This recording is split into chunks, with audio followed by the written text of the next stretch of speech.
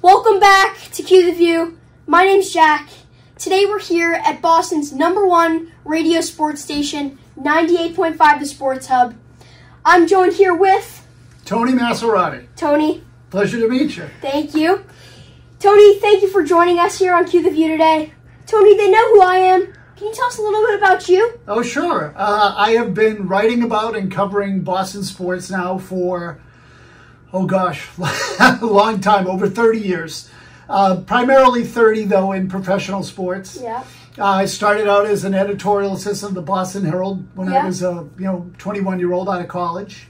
And sort of just little by little over the years covered the Red Sox as a beat reporter, then became a columnist. Moved over to radio. I did some part-time radio in the mid-90s and into the early 2000s. And then when the SportsHub started in 2009, they asked me if I wanted to work with Michael Felger in the afternoons, and the rest is history. Yeah. Well, Tony, you love sports. You've covered all the Boston sports here. What's your most memorable or your favorite, most memorable story you've covered?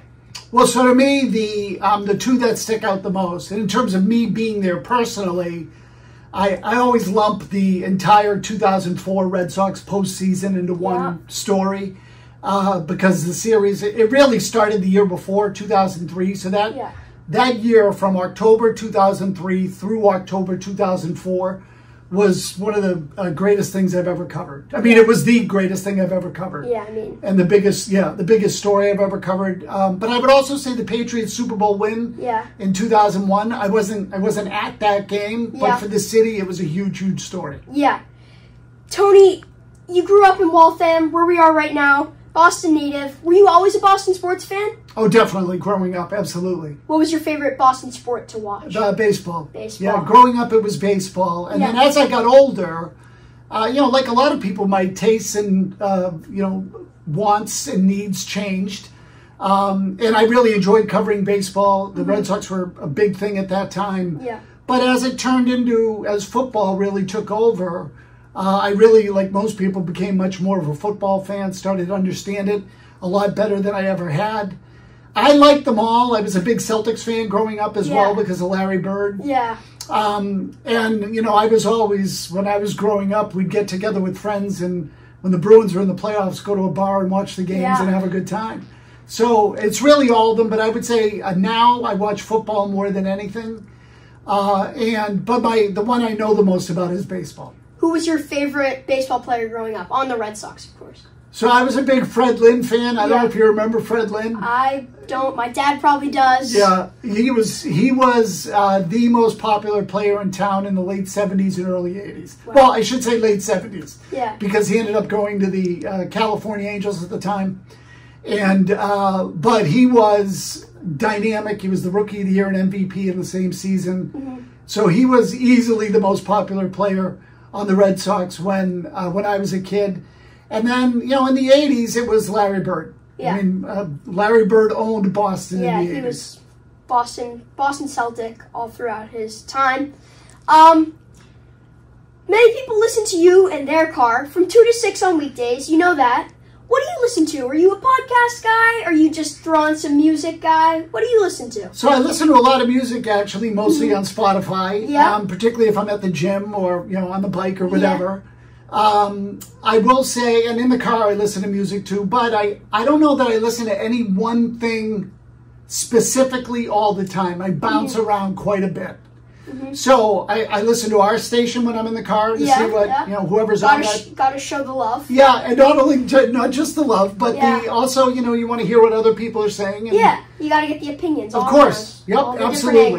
And then, I try to pick spots with Chris Russo on XM. I like Mad Dog. And, there are a lot of things that will show up on Twitter as clips or whatnot, and sometimes I'll just follow the bait trail and see where it takes me. So I do bounce around a lot, and sometimes for the better, sometimes for the worse, because a lot goes in there and not a lot sticks. So, but, I try to bounce around and catch as much as I can. Are you like a new music guy? Like, what genre do you like? I would say mostly 70s rock and roll. All right. And, you know, some 80s too. That's when I grew up. So Yeah. anything from about Classic. mid-70s into early 90s, that's my wheelhouse. Yeah. Anything after that sort of starts to get out of my time frame. Yeah. Tony, I'm sure you've been to a lot of Red Sox games in your time. A lot of Fenway Franks. I mean, a lot of Fenway Franks. We got ketchup, we got mustard, we got relish. Rank, what do you like, what do you don't like? All the above. You like them all? I load it.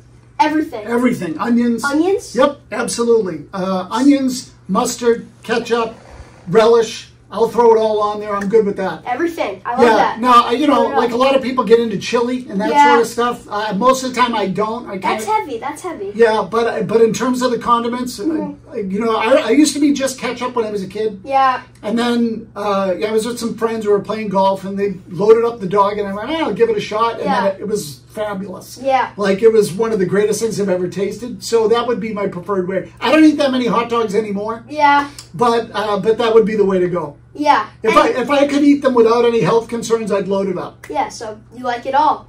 And finally, last question. If the Red Sox called you right now on the phone, they're on the phone right now. Yep. And said, Tony, do you want to be the GM of the Red Sox? We're offering you this position. Would you accept or would you respectfully decline? I joke that I would accept, but I think I would respectfully decline. Okay. I don't know that I'm really qualified for the job. I mean, you're a big baseball guy. Well, so, you know, the hard part is if someone like me ever were to go in and do that, everybody would look at you and say you weren't qualified. It'd be impossible to do the job. But if we're living in a fantasy world, ultimately, I would say no, because there are so many elements to that job. And frankly, you know, there are now former players or former GMs from other teams that I've gotten to know over the years. I'll give you a quick example. The Red Sox used to have a player whose name was Tim Naring, who played shortstop and third base. He now works in the Yankees organization. And on the show one day, someone said, well, geez, maybe Tim Naring could be a candidate to take the Red Sox job. Yeah. And then I went, oh, God, I hope not. Because I don't want to have to criticize him. I like him too much. There's always criticism. Exactly. So, you know, I sort of look at it and say, if I feel that way about someone like him, then the last thing I want to do is be in that role and have to put other people in the same spot. Yeah. So I kind of like it where I am right now, and you know, it's worked. It's worked here. It's a fun job. Yeah, it is. It is. Tony, thank you for being here on Quetheview. We really appreciate it.